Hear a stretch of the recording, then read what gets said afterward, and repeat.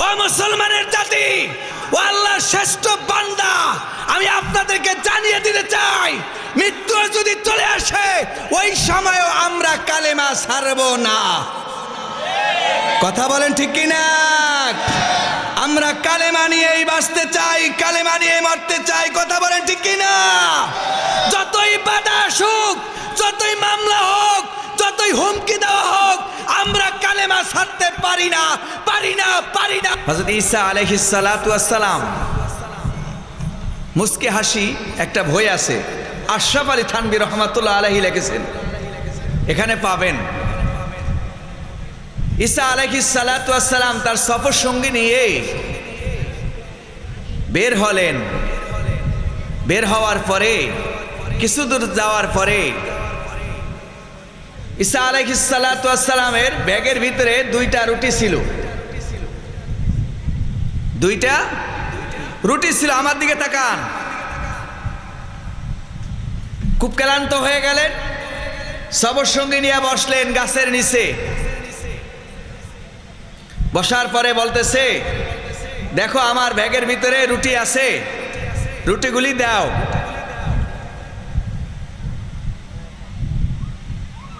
এখন রুটি বের করার পরে দেখে রুটি ছিল 2টা বা 3টা, এখন দেখে রুটি কম।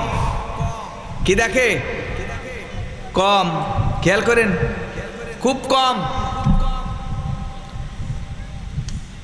ঈসা আলাইহিস সালাতু ওয়াস সালাম আবার হাঁটা শুরু করলেন।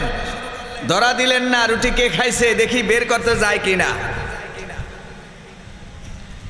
অনেক দূর গেলেন, যাওয়ার পরে বিশ্রাম করলেন। সামনে দিয়ে একটা খাসি হাঁটতেছে। খাসিকে ডাক দিলেন, ও খাসি, আল্লাহর হুকুমে গুনাহগ্রস্ত হয়ে আমার সামনে হাজির হয়ে যা। এবার গুনাহগ্রস্ত হয়ে ঈসা আলাইহিস সালাতু ওয়াস সালামের সামনে হাজির হয়ে গেছে। খাওয়া শেষ। এবার বলতেছে ঈসা আলাইহিস সালাতু ওয়াস সালাম, ওই সত্তার কসম, ওই সত্তার কসম যিনি আমাকে জিন্দা খাসিকে জবাই করে ভুনা করে গোশত বানিয়ে খাওয়ালো, ওই সত্তার কসম করে বলি, বলো আমার রুটিটা কে খেয়েছে? সফর সঙ্গী বলতেছে, হুজুর আপনার সাথে আইসাই আমার ভুল হয়েছে। কি কয়? আপনার সাথে আইসাই আমার ভুল হয়েছে, এই অপবাদ আমারই দিবেন আপনি? ঠিক আছে, যাও। এবার হাঁটতে হাঁটতে যায়াদের সামনে বিশাল নদী। নদীর পরে মাঝি ছাড়া আল্লাহ পাক রব্বুল আলামিন ঈসা আলাইহিস সালাতু ওয়াস সালাম সফর সঙ্গীকে পার করে দিয়েছে। জোরে বলি সুবহানাল্লাহ। এবার ঈসা আলাইহিস সালাতু ওয়াস সালাম বলতেছে, ওই সত্তার কসম যিনি মাঝি ছাড়া নদী পার করিয়ে দিল, ওই সত্তার কসম করে বলছি, বলো রুটি কে খেয়েছে? এবারও লোকটা রাগ হয়ে বলছে, হুজুর আমি আর আপনার সাথে যাব না। কয় না, আয় বেটা সামনে হাঁট। হাঁটতেছে, যায় দেখে বিশাল পাহাড়। কি পাহাড়? এবার পাহাড়ে ঈসা রুহুল্লাহ বললেন, ওই সত্তার কসম, ও পাহাড় এবার তুমি শূন্য হয়ে যাও। পাহাড় শূন্য হয়ে গেল। শূন্য হওয়ার পরে এবার ভাগ করতেছে 3টা। ঈসা রুহুল্লাহ আলাইহিস সালাতু ওয়াস সালাম ভাগ করতেছে কয়টা? এখন সফর সঙ্গী জিজ্ঞেস করতেছে, হুজুর মানুষ হইলাম 2টা, ভাগ করতেছেন 3টা, কারণটা কি? খেয়াল করেন, মানুষ কয়জন? 2 জন, ভাগ করতেছে কয়টা? 3টা। এবার বলতেছে ঈসা আলাইহিস সালাতু ওয়াস সালাম বলতেছে, 1 ভাগ তোমার, 1 ভাগ আমার, 1 ভাগ যে রুটি খেয়েছে তার। এবার সফর সঙ্গী ফাল দিয়ে বলল, হুজুর যাই বলছে ওই সময় বলি নাই শরমের জন্য, কিন্তু যখন স্বর্ণ ভাগ করা শুরু করছেন আসলে রুটি তো আমি খাইছি, আমারই 2 ভাগ দেন। বুঝেননি? আল্লাহর ভয় আসেনি? এরকম মানুষ আমাদের দেশে নাই? ভাগের বেলা সব ভালোটা আমার, মন্দের বেলা নাই। এ কক্সবাজারবাসী, আমি জানিয়ে দিতে চাই, ঈসা রুহুল্লাহ আলাইহিস সালাতু ওয়াস সালাম স্বর্ণ যেই ভাগে ভাগ করেছে, এখন ইসলামকে ভাগ করার জন্য মানুষ চেষ্টা করতেছে। কোন জায়গায় আপনি যাবেন, কোন জায়গায় আপনি থাকবেন, কোন জায়গায় আপনি কি করবেন, এবার আপনাকে ইসলাম জানিয়ে দিবে ঈমান আছে না নাই। কথা বলেন ঠিক কিনা? মেরে আলোচনা শুরু করুন, আলোচনা শুরু করব। কথা বুঝতেছেন? আচ্ছা, এবার বাকিটা শুনবেন, বলেই ফেলি। ঈসা আলাইহিস সালাতু ওয়াস সালাম বললেন, তুমি যেহেতু রুটি খেয়েছো, তা এবার ঠিক আছে, এই স্বর্ণ সব তোমার। এবার খুশিতে বাক বাক করতেছে। বুঝেন না? জীবনে যদি কেউ ভালো একটা পোশাক না পরে আর গোলশান বনানীতে যায়, যাওয়ার পরে যদি দেখে এইরকম অবস্থা, তার কাছে কেমন লাগবে? স্বর্ণ পাওয়ার পরে জামায় লয়, মাথায় লয়, লুঙ্গিতে লয়, কাপড়ে লয়, যেভাবে আছে স্বর্ণ লয়, রাস্তা দিয়ে হাঁটা ধরছে। হাঁটতে হাঁটতে সামনে গেছে, 2 জন লোক সাক্ষাৎ করলেন। ভাই তোমার কাছে কি? কয় ভাই বলা যাইব না, ও হইল একা, ওরা হইলো 2 জন, যদি ধরে তা শেষ না। এখন কইতেছে ভাই তোরা অর্ধেক নে, আমারে অর্ধেক দে। 2 জন। অন লোক হয়েছে কয়জন? 3 জন। লোক হয়েছে 3 জন। ভাগ করা শুরু করলো। যে একা আসিল ও চিন্তা করলো কি করা যায়। তো কিছু মানুষের ভিতরে কলম পণ্ডিতি বুদ্ধি থাকে। কি থাকে? খুব বুদ্ধি আছে, লেখাপড়া না হাই, চালান চোতা না থাকলে ব্রেনটা মন্দ কাজের ভিতরে খুব ভালো খাটে। ঠিক আছে, সিদ্ধান্ত নিল ভাই তা 3 জন বসো, সবারই তো ক্ষুধা লাগছে। তিনি খাবার আনতে চলে গেলেন। 2 জনে চিন্তা করলেন খাবার আনার সাথে সাথে, ও আসার সাথে সাথে ওরে আমরা মেরে ফেলবো। ওরে যদি মেরে ফেলিস তাতে স্বর্ণ সব আমাদের হয়ে গেল। 2 জনে খুশি। ও একা একা যাচ্ছে আর চিন্তা করছে ভাই তা কি করা যায়। যাওয়ার পরে এবার বলতেছে যেহেতু ওরা আমার স্বর্ণ সব নিয়ে যাবে, একটা কাজ করি, আমি নাস্তা পেট ভরে খেয়ে আর এই বাকি নাস্তার ভিতরে বিষ ঢুকাইয়া দিই। ওরা যখন খাবে, খাবার সঙ্গে সঙ্গে ওরা দুনিয়ার থেকে বিদায় হয়ে যাবে। ঠিক আছে, সিদ্ধান্ত হয়ে গেল।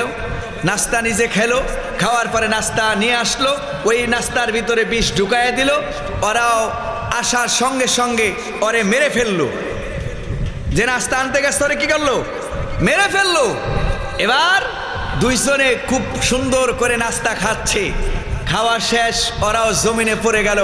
ঈসা আলাইহিস সালাতু ওয়াস সালাম এবার ওই রাস্তা দিয়ে হাঁটতেছে। আসার পরে আফসোস করে বলছে, আফসোস, সম্পদের জায়গায় সম্পদ পড়েই রইল, সম্পদ নিয়ে তুমি কবরে যেতে পারো? এইটা হলো লোভ। এটা কি আমাদের ভিতরে লোভ আছে না নাই? জোরে বলেন আছে না নাই? এই জন্য আল্লাহ বলছেন আইয়ুহাল্লাযীনা আমানুত্তাকুল্লাহ, হে ঈমানদারগণ তোমরা আল্লাহকে ভয় করো, তোমরা আল্লাহকে ভয় করো, তোমরা আল্লাহকে ভয় করো। আল্লাহ পাক রব্বুল আলামিন বললেন ওয়ানাজ্জালনা আলাইকাল কিতাবা তিবয়ানাল লিকুল্লি শাই। হে নবী, আপনার কাছে মহাগ্রন্থ কুরআনুল কারীম নাজিল করা হয়েছে। এই কুরআনুল কারীম সঠিক তথ্যগুলি, মেসেজগুলি মানুষের কাছে পৌঁছে দাও। জোরে বলি আল্লাহু আকবার। আল্লাহর ভয় কেমন? আল্লাহ পাক রব্বুল আলামিন নিজেই বললেন ইয়া আইয়ুহাল্লাযীনা আমানুত্তাকুল্লাহা ওয়া কুনু মা'আস সাদিকিন। হে ঈমানদারগণ, তোমরা আল্লাহকে ভয় করো, সত্যবাদী লোকদের সঙ্গী হও। জোরে বলি আল্লাহু আকবার। কার সঙ্গী? সত্যবাদী লোকদের সঙ্গী হও। ভাইরা আমার, রাখে আল্লাহ, মারে কে? মারে আল্লাহ, রাখে কে? এই মহাগ্রন্থ কুরআনুল কারীমের ভিতরে আল্লাহর ভয় কেমন ছিল আল্লাহ পাক রব্বুল আলামিন একজন সাহাবীর নাম উল্লেখ করেছে। কয়জন? একজন সাহাবীর নাম উল্লেখ করেছেন, যায়েদ ইবনে হারেস রাদিয়াল্লাহু তাআলা। আল্লাহর ভয় কেমন ছিল একটু শুনুন, কানটা লাগায়া দেন। আল্লাহর ভয় কেমন ছিল? মক্কা থেকে মদিনায় তায়েফে রওনা দিলেন যায়েদ ইবনে হারেস রাদিয়াল্লাহু তাআলা। তার সাথে একজন সঙ্গী সাথী ছিলেন। ওই সঙ্গী সাথী এমন ছিলেন মুনাফিক। নাম কি? মুনাফিক। এমন মুনাফিক, কেমন মুনাফিক? দেখবেন আপনার সাথে আমার সাথে খুব ভালো সম্পর্ক, খুব ওঠা বসা, লেনদেন, সব কিছু ভালো, কিন্তু মনের খবর তো তিনি জানেন না। যিনি মনের খবর জানেন তিনি কে? জোরে বলেন, তিনি কে? আল্লাহ। আল্লাহ বলে ডাক দেন, আল্লাহ। জোরে বলি আল্লাহ। যায়েদ ইবনে হারেস রাদিয়াল্লাহু তাআলা সফর সঙ্গী হিসাবে ওই মুনাফিক তার সফর সঙ্গী ছিলেন। এবার ওই মুনাফিক সহ তিনি এবার তায়েফের ময়দানে চলে যাবেন। তায়েফের ময়দান মক্কা থেকে তায়েফের ময়দান প্রায় 70 থেকে 80 কিলোমিটার, আর একটু বেশি কম হতে পারে। এবার রাস্তার পারে পাহাড়ের গুহার ভিতরে যায়েদ ইবনে হারেস রাদিয়াল্লাহু তাআলা ওই পাহাড়ের গুহার ভিতরে একটু রেস্ট নিলেন, বসলেন। কিন্তু রেস্ট, ক্লান্ত মানুষ, বসার সঙ্গে সঙ্গে তার ঘুম চলে আসছে। কি আসছে? ঘুম চলে আসছে। ঘুম আসার পরে তিনি ঘুমায় গেলেন। তার সফর সঙ্গী মুনাফিক। আমাদের দেশে মুনাফিক নাই? জোরে বলেন, আছে না নাই? ইন্নাল মুনাফিকিনা ফিদ দারকিল আসফালি মিনান নার। যায়েদ ইবনে হারেস রাদিয়াল্লাহু তাআলা ঘুমায় গেলেন।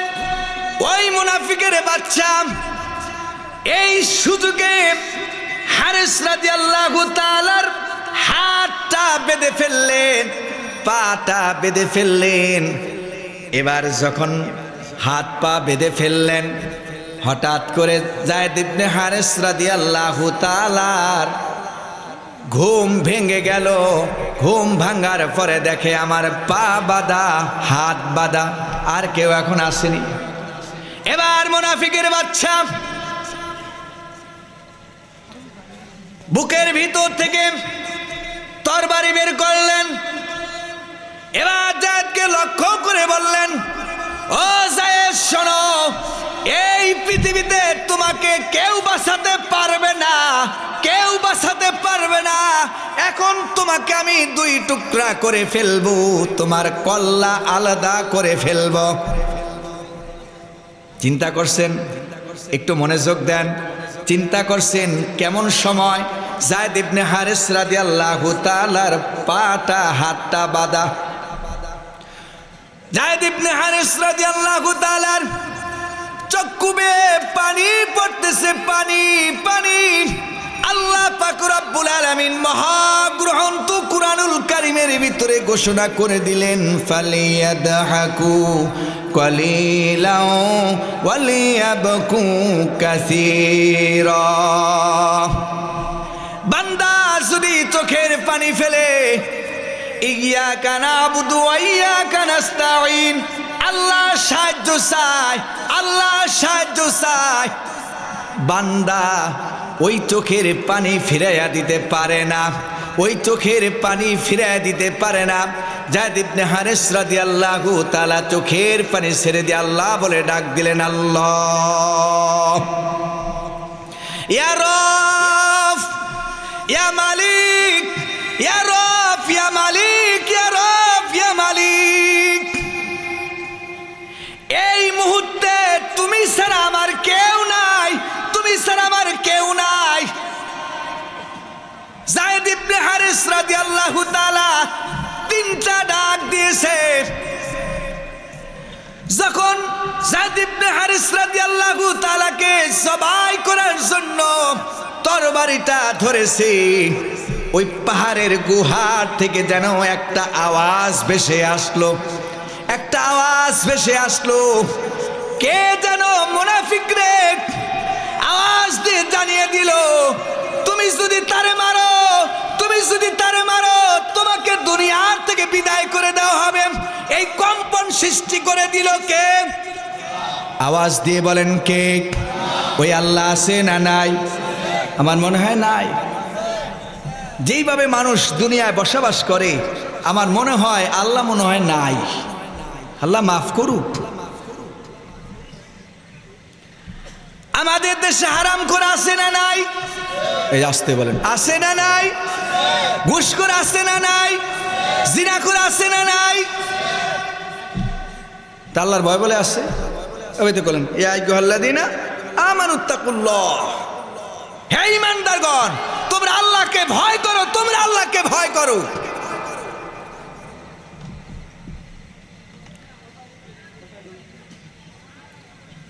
যখন যায়েদ ইবনে হারেস রাদিয়াল্লাহু তাআলাকে জবাই করবে, পাহাড়ের তলদেশ থেকে আওয়াজ ভেসে আসলো। ওই মুনাফিকের কানের ভিতরে আওয়াজ চলে আসলো। মুনাফিক জবাই না করে এবার দৌড় দিয়ে পাহাড়ের তলদেশের দিকে রওনা দিয়েছে। কোথায় আওয়াজ এলো? কই? এই দিকে তাকায়, এই দিকে তাকায়, সামনে তাকায়, পিছনে তাকায়, কোনো আওয়াজ নেই, কোনো আওয়াজ নেই, কোনো আওয়াজ নেই। যায়েদ ইবনে হারেস আওয়াজ না পেয়ে দ্বিতীয়বার যখন ছুরি চালানোর জন্য চেষ্টা করলো, ওইবার যত আওয়াজ এসেছে, এইবার আওয়াজ এসেছে আরো দূরত্ব বেগে। মাঝে মাঝে আমাদের দেশে বৃষ্টি হয়, আবহাওয়া দেখবেন কি খারাপ হয়। হঠাৎ হঠাৎ হঠাৎ ঠাড়া পড়ে, বিজলি চমকায় যায়। মানুষের অনেক মানুষ আছে কান ধরে ফেলে। কথা বলেন ঠিক কিনা?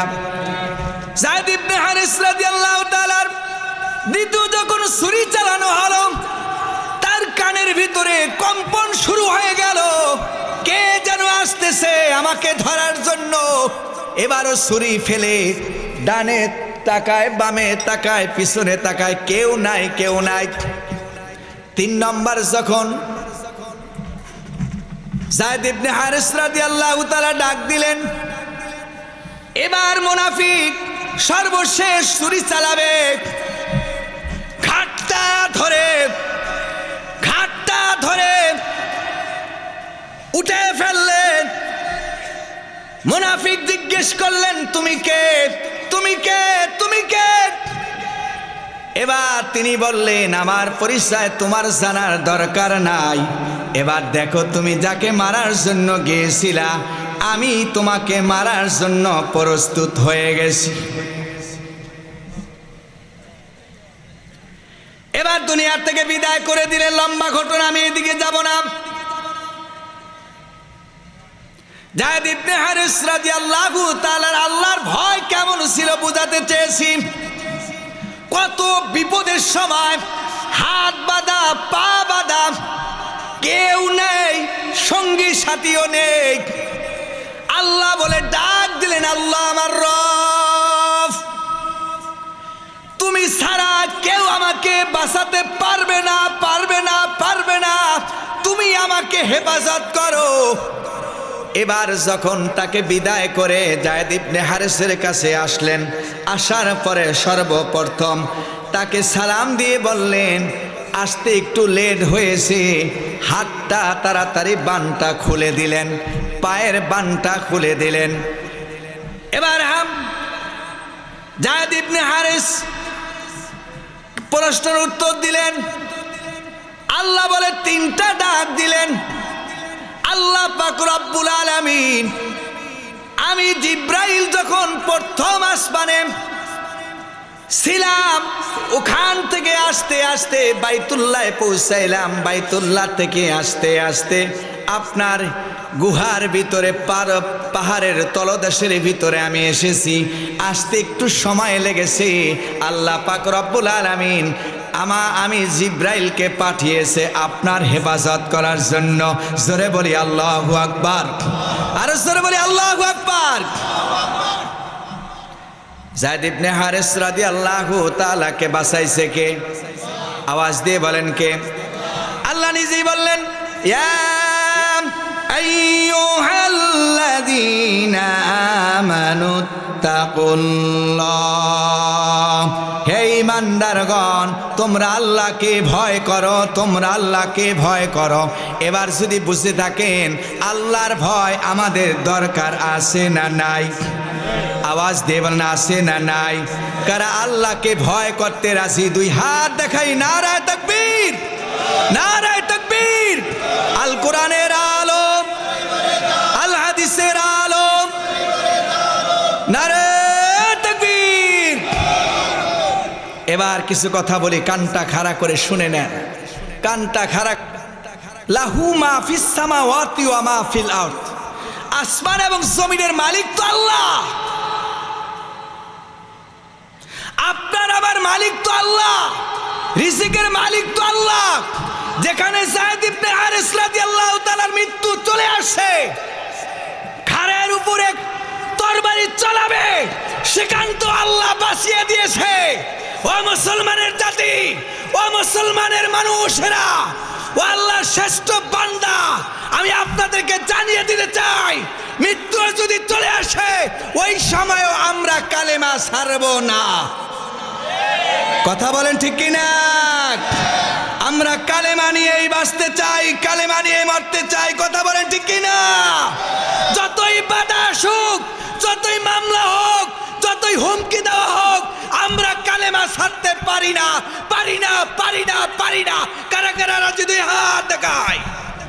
ইয়া আইয়ুহাল্লাযীনা আমানুত্তাকুল্লাহ, হে ঈমানদারগণ তোমরা আল্লাহকে ভয় করো।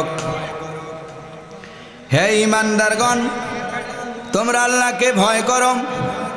আল্লাহ তো নিজেই বলে দিলেন, কুনতুম খায়রা উম্মাতিন উখরিজাত লিন-নাস তা'মুরুনা বিল মা'রুফ ওয়া তানহাউনা আনিল মুনকার।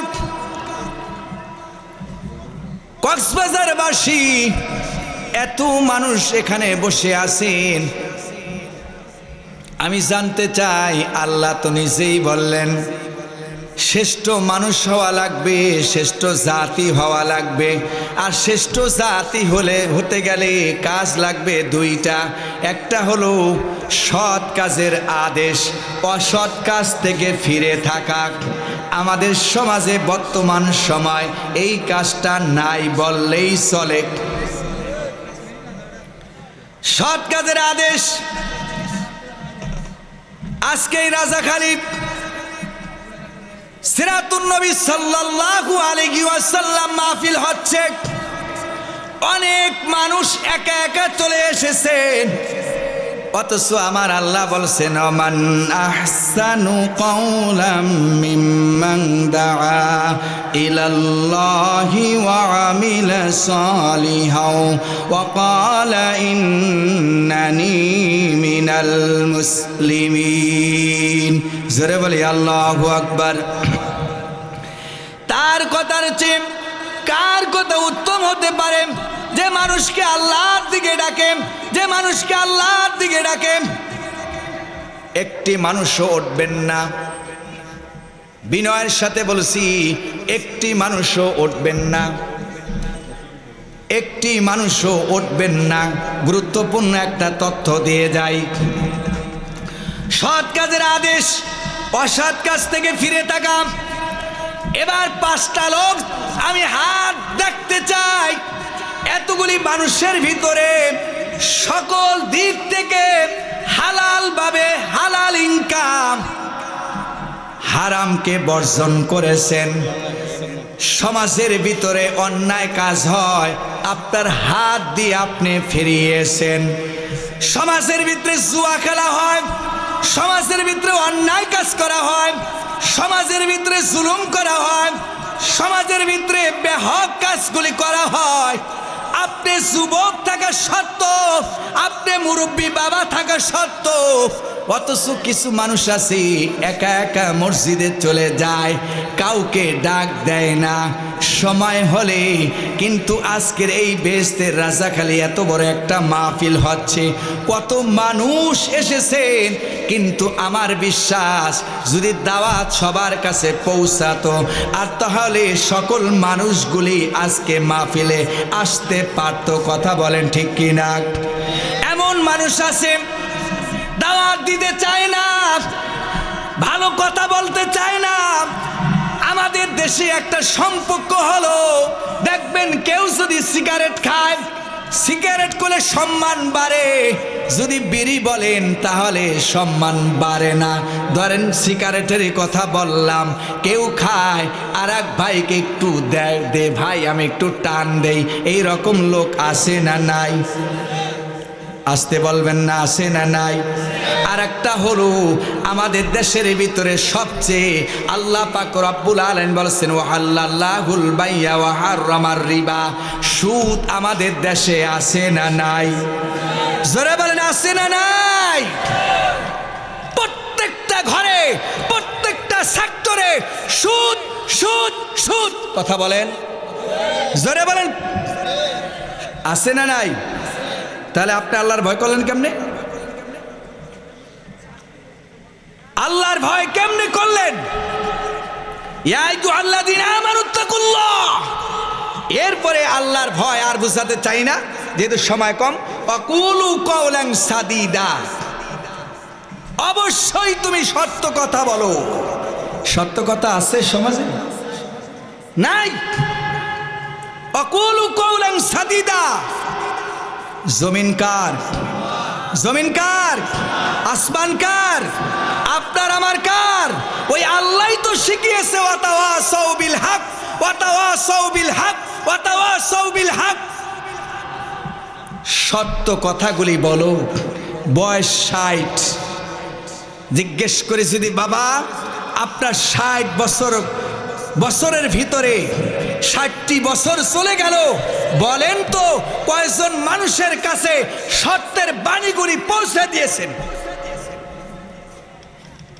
দাওয়াত দিবেন না, দাওয়াত দরকার নেই, কথাগুলি নেন। অকুলু কাওলান সাদীদা। শুধু একটাই নয়, ওয়ালা তালবিসুল হাক্কা বিল বাতিলি ওয়া তাকতুমুল হাক্কা ওয়া আনতুম তা'লামুন। সত্য এসেছে, সত্যকে মিথ্যার সাথে মিশ্রিত করো না। অকুল জাল হক ওয়া সাহাকাল বাতিল ইন্নাল বাতিলা কানা যাহুকা। সত্য চলে এসেছে, মিথ্যা বিলুপ্ত হয়েছে আর মিথ্যা বিলুপ্ত হবেই।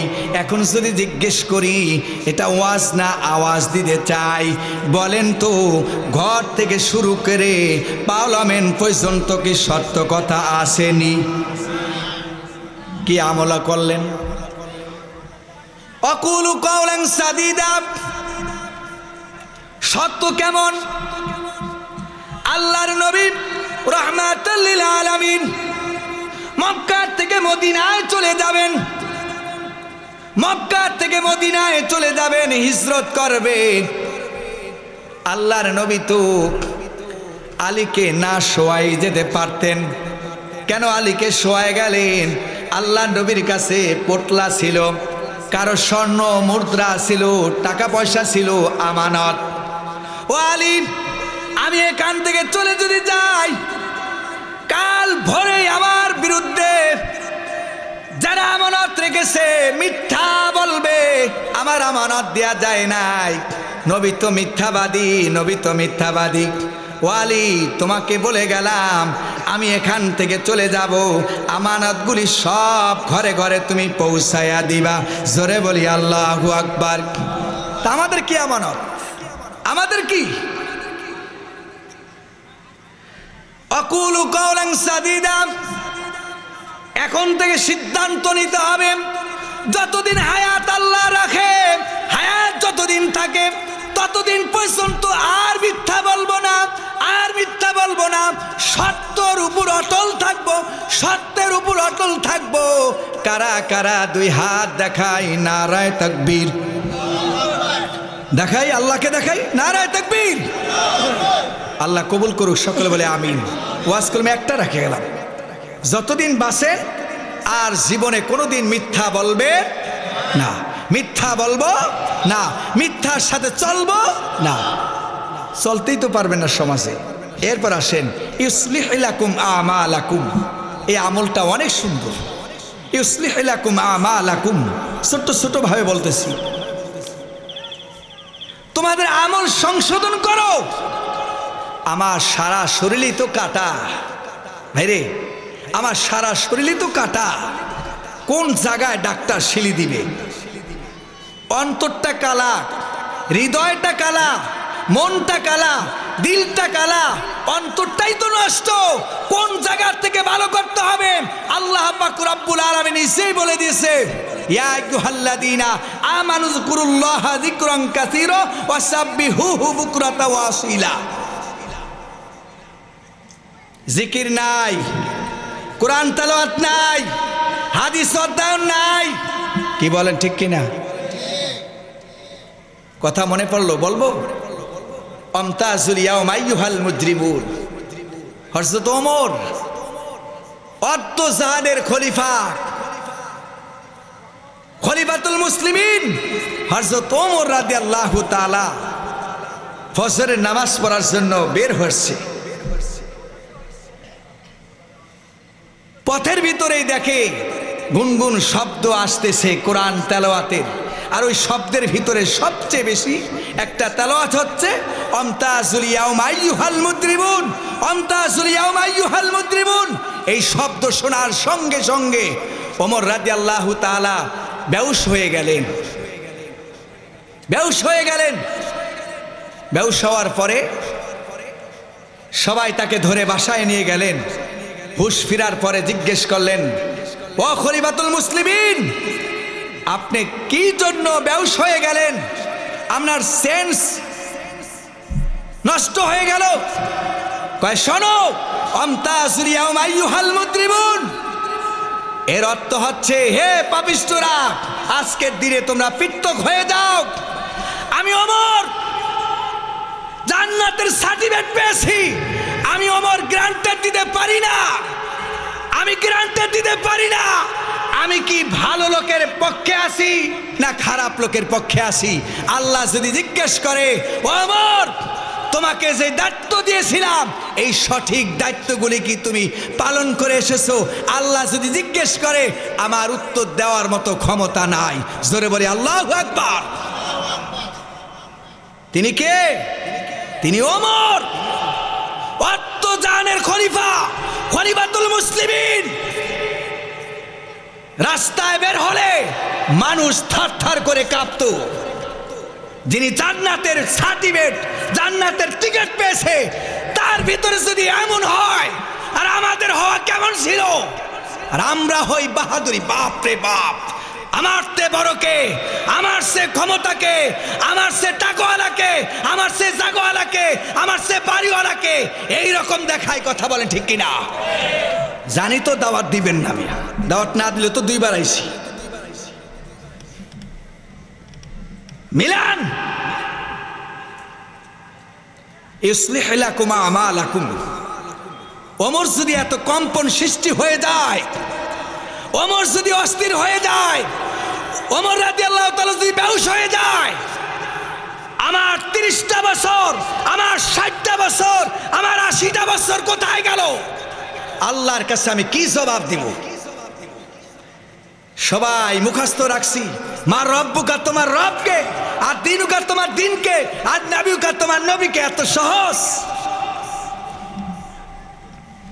ভাইরা আমার, এত সহজ নয়। বিনয়ের সাথে বলছি, আমল একটু সংশোধন করুন।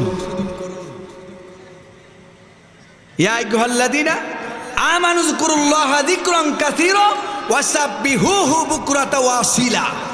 এই কলম যদি পরিষ্কার করতে হয় লাগবে কোরআন। আওয়াজ দিয়ে বলেন কি? ঘুমায় গেছেন সবাই? আওয়াজ দিয়ে বলেন লাগবে কি? কোরআন। মা রব্বুকা তোমার রবকে।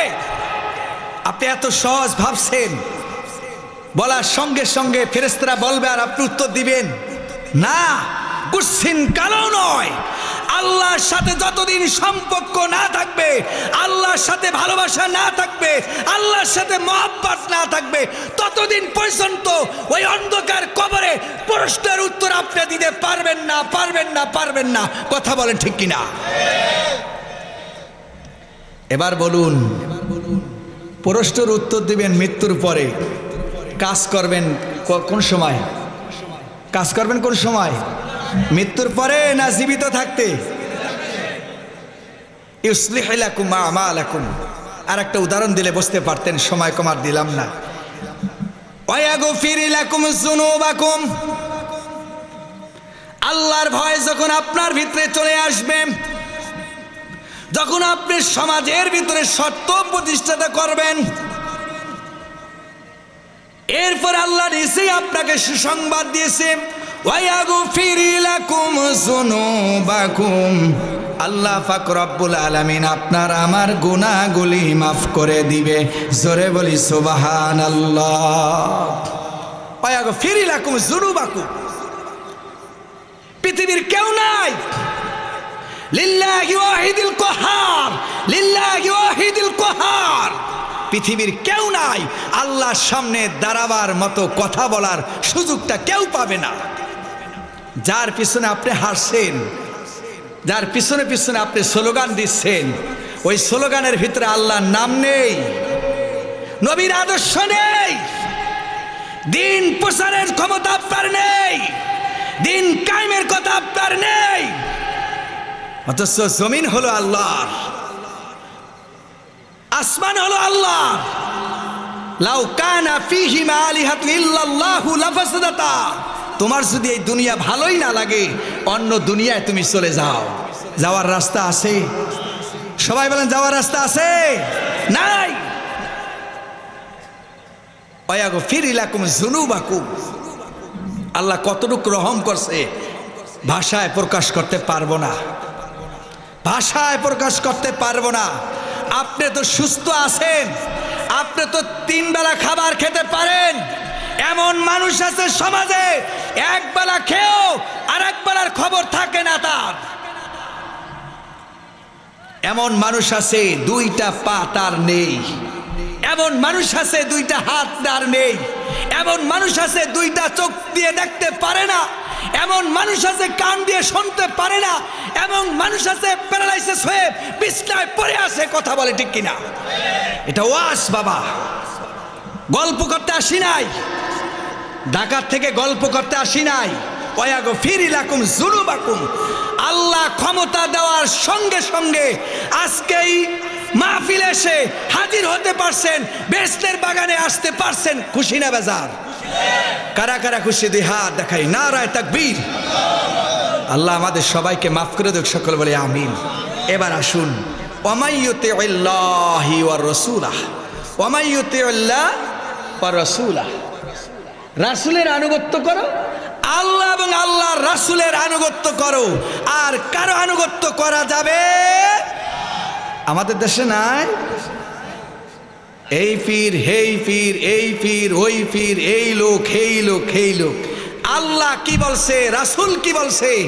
লাকাদ কানা লাকুম ফি রাসূলিল্লাহি উসওয়াতুন হাসানাহ।